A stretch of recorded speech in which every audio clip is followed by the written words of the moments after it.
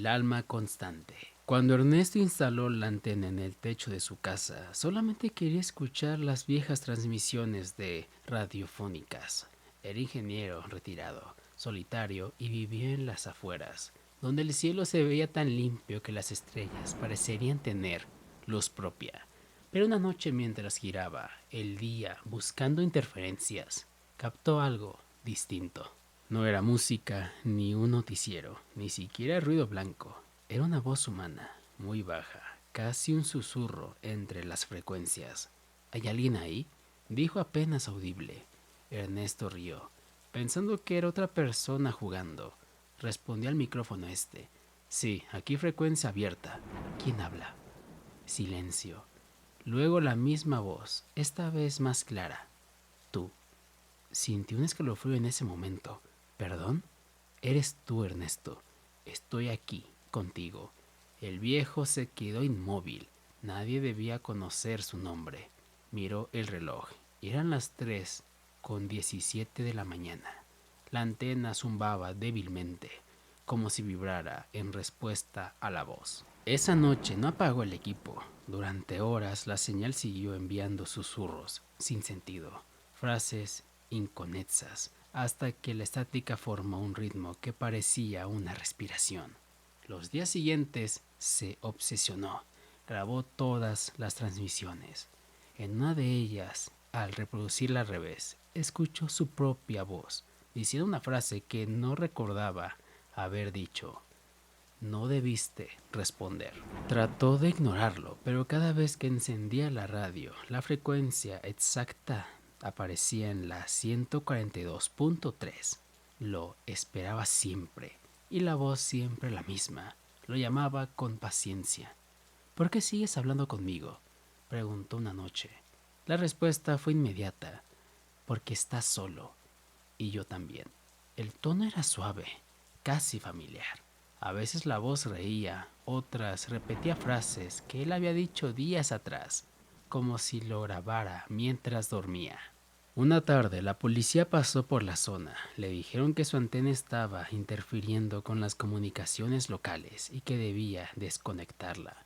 Ernesto asintió, pero en cuanto se fueron, volvió a encenderla. Ya no podía detenerse. Sentía que si lo hacía, algo se apagaría dentro de él también. Esa noche la voz cambió. Sonaba más profunda, con un eco metálico. Ernesto, ya casi estás en mi frecuencia. Él no lo entendió. La antena empezó a emitir una vibración fuerte, tan intensa que los vidrios del cuarto temblaron. Las luces se apagaron y en la oscuridad se escuchó su respiración mezclarse con otra, sincronizada e idéntica. El sonido se transformó en un zumbido grave que fue creciendo hasta llenarlo todo. Entonces la radio estalló en un chisquido seco. A la mañana siguiente, los vecinos lo encontraron sentado frente al transmisor, los ojos abiertos y quieto. La grabadora seguía encendida. En la cinta se oía una única frase, repetida en bucle. Ahora somos la misma frecuencia. Días después los técnicos revisaron la antena. No hallaron ninguna señal rara, pero el medidor de ondas mostraba algo imposible, una emisión constante desde el interior de la casa. Cuando intentaron ubicar la fuente exacta, el monitor marcó el punto rojo en el plano, justo donde estaba la silla de Ernesto. La ventana del fondo. Cuando Julia regresó a la casa donde había crecido, no reconoció nada. Las paredes antes blancas estaban amarillentas. El jardín era un esqueleto de ramas secas y el portón colgaba de una bisagra oxidada. Habían pasado 15 años desde la última vez que estuvo allí, el día en que su hermano desapareció. El lugar seguía vacío, salvo por el polvo y una sensación espesa en el aire. Aún así algo le atraía. Quería entrar aún más y ver más. Ver la ventana del fondo, la del cuarto, que siempre permanecía cerrada. Su madre solía decirle que esa habitación era justamente algo que el tiempo hacía que no pasase igual. Y Julia recordaba haber oído risas, pasos y murmullos dentro de la puerta cuando no había nadie. Subió la escalera con su linterna. Los peldaños crujían como si reconocieran su peso. Al llegar al piso, vio que todas las puertas estaban abiertas, excepto una, la del fondo, exactamente como la recordaba. El pomo estaba frío, cubierto de una fina capa de polvo. Lo giró y la puerta se abrió sola, despacio, con un chirrido agudo. Dentro el aire olía a humedad y metal viejo. La luz de la linterna iluminó el suelo cubierto de juguetes rotos y al fondo, en la ventana, la misma de su infancia. Solo que esta vez no daba al jardín, sino a algo oscuro y sin forma. Julia se acercó lentamente. Su reflejo aparecía borroso, como si el vidrio no devolviese la luz, sino una sombra, y detrás de su silueta, otra figura se comenzó a mover. Retrocedió en ese momento de golpe, miró la habitación vacía, volvió la vista hacia la ventana. La figura seguía ahí, inmóvil, observándola. ¿Quién eres?, susurró. El reflejo solamente levantó una mano y ella sintió un impulso raro de imitarlo. Cuando lo hizo, el vidrio pareció volverse líquido, vibrando bajo su palma. Del otro lado, una voz muy tenue, como la de un niño, dijo: «No cierres la puerta». Julia tembló. Reconocí esa voz. Era la de su hermano. Corrió hacia atrás, tropezándose con un juguete viejo. La puerta se cerró sola con un golpe seco. Golpeó el pomo, gritó su nombre, pero el sonido rebotaba, como si las paredes lo estuviesen devolviendo. Entonces el reflejo del niño se movió, se acercó al vidrio, sonriendo solo que su risa era demasiado amplia y sus ojos estaban completamente negros. «Me quedé esperándote», dijo el niño. Julia sintió una presión en el pecho, como si el aire se espesara. El reflejo levantó ambas manos contra el vidrio. Del otro lado aparecieron más manos pequeñas, cientos de ellas, presionando el cristal desde la oscuridad. La ventana comenzó a crujir. «¡Basta!», gritó. El vidrio se quebró, pero en lugar de romperse hacia adentro, se hundió como si algo succionara desde el otro lado. El viento rugió en la habitación, arrastrando polvo, papeles, juguetes, y una voz al final, lejana, susurró: «Ahora somos dos». A la mañana siguiente, los vecinos vieron que una de las ventanas del viejo caserón estaba abierta.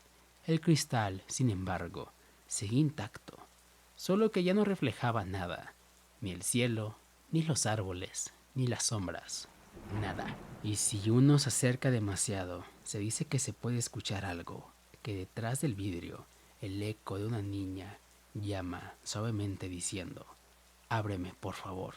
Solo quiero ver la luz otra vez». El pozo de los murmullos. En el pequeño pueblo de San Gerardo, nadie hablaba del pozo. Estaba en medio del campo, cubierto por una tapa de hierro oxidado, rodeado de maleza y silencio. Los viejos decían que fue cavado demasiado hondo, tanto que tocó algo que no debía de tocar. Aún así, Tomás, un joven que acababa de heredar la vieja granja de su abuelo, decidió limpiar el terreno. La propiedad llevaba años abandonada y él quería venderla. El pozo era solo otro obstáculo que debía de eliminar.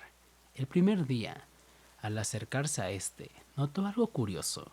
El aire allí era más frío y sí, se quedaba quieto.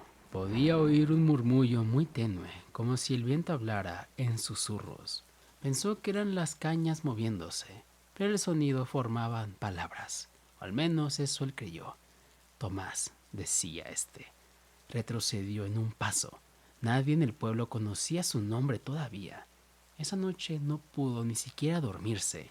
El murmullo del pozo seguía en su cabeza, repitiéndose con una cadencia rara. Cuando se levantó, el reloj marcaba las 3:06 de la mañana y una corriente fría venía del campo. Salió con la linterna. La niebla era tan espesa que parecería un muro. Al llegar al pozo, vio que la tapa ya no estaba. Hola, dijo asomándose a este. El aire olía a tierra húmeda y hierro. Iluminó al interior. Solamente pudo ver oscuridad. Pero el sonido, el murmullo, era ahora más claro. Ayúdame, decía. Su respiración se aceleró. El pozo no tenía agua, o eso lo sabía él. Pero algo se movía allí abajo, algo que parecía arrastrarse lentamente por las paredes. ¿Quién está ahí?, gritó. Silencio. Y entonces un golpe seco desde el fondo sonó. 1, 2, 3. Como si alguien tocara el metal desde el fondo de este. Tomás corrió hacia la casa. Esa noche los golpes continuaron. Cada hora 3 golpes, hasta el amanecer. Al día siguiente fue a ver a don Aurelio, el vecino más viejo del lugar. Cuando le mencionó el pozo, el anciano palideció completamente ante esto. Tu abuelo escuchaba lo mismo, dijo. Juraba que ahí abajo habían cosas. ¿Qué era realmente esto?, preguntó Tomás. Aurelio lo miró largo rato antes de responderle. No era un pozo, era un lugar de entierro. Los de antes taparon algo que nunca debió de salir de allí. Tomás no quiso creerlo. Esa misma tarde regresó al campo decidido a sellarlo por fin. Pero al llegar, la tierra alrededor de este estaba removida, como si alguien hubiese intentado salir de ahí. El aire se volvió pesado, vibrante.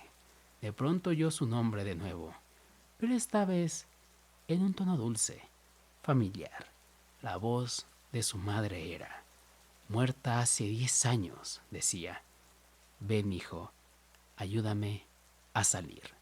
El corazón se le heló en ese momento. Se inclinó sobre el borde y vio algo moverse. Una mano pálida, hundida en el barro, extendiéndose hacia él. Instintivamente decidió tomarla. Era fría, demasiado fría. Entonces una fuerza brutal tiró hacia abajo. Trató de soltarse, pero la presión aumentó. El barro comenzó a moverse como si respirara, tragándolo poco a poco. El grito nunca pudo salir de él, solamente eco, que descendió con él, hasta que el silencio lo cubrió todo. 2 días después, el grupo de jornaleros encontró la linterna encendida junto al pozo. El suelo estaba fresco, removido, pero no había rastro de Tomás. Colocaron de nuevo la tapa y sellaron con cemento ahora. Esa noche en el pueblo, alguien juró haber escuchado 3 golpes lejanos en la tierra. 1, 2, 3. Y un susurro nuevo de un joven, sumándose a los antiguos murmullos del pozo. El departamento 313. Cuando Nadia se mudó al edificio Las Encinas, le pareció un lugar perfecto, céntrico, barato y tranquilo. El conserje, un hombre mayor, con voz áspera, le entregó las llaves con una advertencia apenas disimulada: evite mirar por la mirilla de la noche. Ella rió, pensando que era solamente una broma. El edificio era viejo, sí, pero nada especial. Paredes de color beige, luces que parpadeaban, pasillos estrechos, solamente eso. Sin embargo, la primera noche notó algo extraño. Desde el pasillo se escuchaban pasos lentos, arrastrándose, que se detenían justo frente a su puerta. No tocaban, solamente se quedaba ahí.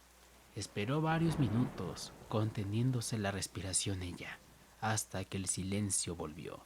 Pero cuando miró el reloj, se dio cuenta que siempre pasaba a la 1:13 de la mañana y siempre se iban después de 3 minutos exactamente diario. A la tercera noche, su curiosidad venció al miedo. Cuando los pasos volvieron, se acercó a la puerta, se inclinó hacia la mirilla y contuvo el aire. Al principio no vio nada.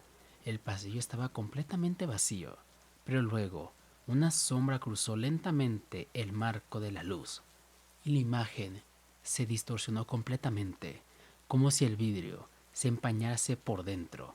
Retrocedió. El corazón estaba desbocado completamente. El aire del departamento se sintió pesado, opaco, y al otro lado de la puerta algo susurró su nombre: Nadia. El sonido era tan bajo que podía haberlo imaginado, pero el frío que recorrió su espalda era demasiado real. Al día siguiente preguntó al conserje si alguien más vivía en ese tercer piso. Él la miró con expresión cansada. No, solamente usted, le respondió. Pero escucho pasos todas las noches, respondió Nadia. Sí, dijo sin sorpresa. Todos los inquilinos lo escuchan, aunque nunca duran mucho aquí. Esa noche dejó encendida la luz del pasillo. A la 1:13 de la mañana, los pasos volvieron. Esta vez, la sombra se detuvo frente a su puerta y permaneció inmóvil. 3 minutos, ni un segundo más. Después, silencio. Pero al revisar por la mirilla, notó algo nuevo ahora. Una marca oscura en el borde interior, como si alguien lo hubiese tocado desde afuera. Los días pasaron y el sueño comenzó a deteriorarse. Nadia despertaba cada noche, justo antes de los pasos. Empezó a tener la sensación de que alguien le estaba viendo, incluso durante el día, desde la mirilla. Pero por dentro, una madrugada, desesperada completamente, tomó el teléfono y marcó a la administración del edificio. Una mujer respondió con voz tensa. ¿El 313? Preguntó. Sí. Hubo un silencio largo. Señorita, ese departamento está cerrado desde hace años. No debería haber nadie allí. El corazón de Nadia se paró. Pero yo vivo aquí, dijo ella. La mujer colgó sin responder nada. Al amanecer, decidió empacar y marcharse, pero cuando fue a abrir la puerta, encontró el pasillo oscuro, completamente vacío, y las luces del techo fundidas. Solamente la puerta frente a la suya, la 312, estaba abierta. Dentro no habían muebles ni olor a polvo, solamente un espejo enorme colgando de la pared del fondo. Al acercarse a este, vio su reflejo distorsionado y detrás de ella en el reflejo una figura pálida de ojos hundidos observándola desde el pasillo. Giró bruscamente. No había nadie ahí. Cuando volvió la vista al espejo, su propio reflejo ya no le emitía. Llegaste tarde. Sus labios se movieron, pero no su voz. El espejo se agrietó desde el centro. Del otro lado, el pasillo se reflejaba vacío, salvo por una puerta cerrada con el número 313. Una semana después, el nuevo cartel apareció en el edificio. Se renta el departamento 313 en perfecto estado. El conserje colgó las llaves en el mostrador, suspirando. Nadie notó que dentro de ese llavero el metal de la llave estaba ligeramente deformado, como si hubiese sido presionado desde adentro.